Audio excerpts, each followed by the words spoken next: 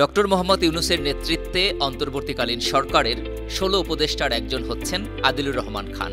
তিনি শিল্প মন্ত্রণালয়ের দায়িত্বে। আদিলুর রহমান খান একজন মানবাধিকার কর্মী এবং মানবাধিকার সংস্থা অধিকারের প্রতিষ্ঠাতা। তিনি বাংলাদেশের একজন আইনজীবী এবং সাবেক ডেপুটি অ্যাটর্নি জেনারেল। তিনি ঢাকা বিশ্ববিদ্যালয়ে আইন বিষয়ে পড়াশোনা করেছেন। স্বৈরাচার হুসেইন মোহাম্মদ এরশাদ সরকারের বিরুদ্ধে গণতান্ত্রিক আন্দোলনে অংশগ্রহণ করেছিলেন তিনি। আদিলুর রহমান খান এবং সুশীল সমাজের অন্যান্য সদস্যরা মিলে ১৯৯৪ সালের ১০ অক্টোবর মানবাধিকার সংস্থা অধিকার প্রতিষ্ঠা করেন। বিএনপি নেতৃত্বাধীন সরকারের শেষ মেয়াদে Adilur Rahman Khan deputy attorney general ছিলেন। ২০০৭ সালের ১৪ মে পদত্যাগ করেন তিনি।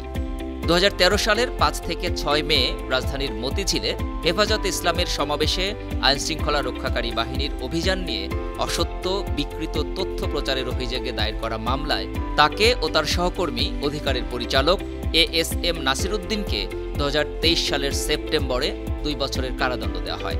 ঢাকায় হাইকমিশনার হিদার ক্রুডেনের মাধ্যমে কানাডা তার মুক্তির আহ্বান জানায়। এছাড়াও বাংলাদেশের অসংখ্য মানবাধিকার কর্মী তার মুক্তির দাবি জানান।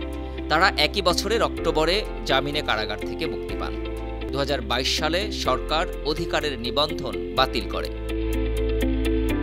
আদিলুর রহমান ২০১৪ সালে রবার্ট এফ কেনেডি মানবাধিকার পুরস্কার, মানবাধিকারের জন্য গোয়াংজু পুরস্কার, international bar association IBA human rights award এবং মার্টিন এনালস অ্যাওয়ার্ড ফাইনালিস্ট ২০১৪ পুরস্কার লাভ করেন। নিউজ ডেস্ক, বায়ান্ন টিভি।